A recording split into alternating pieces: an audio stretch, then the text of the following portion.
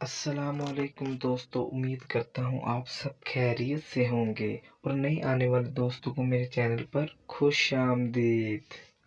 اچھا دوستو، تو چلیے پہلیاں شروع کرتے ہیں جی۔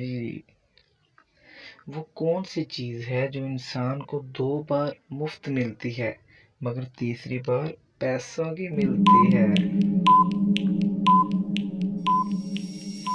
تو دوستو جواب ہے دانت، دانت۔ اچھا دوستو، دنیا کا وہ کون سا ملک ہے جس کے 3 نام ہیں؟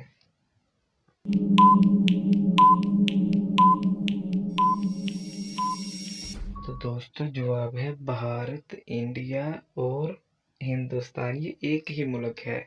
اچھا، وہ کون سا جاندار ہے جو اپنی گردن بھی نہیں موڑ سکتا؟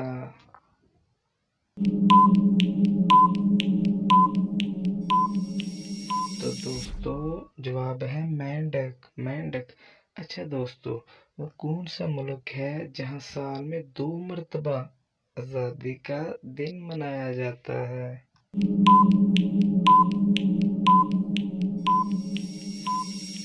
دوستو جواب ہے ملک پاناما، ملک پاناما۔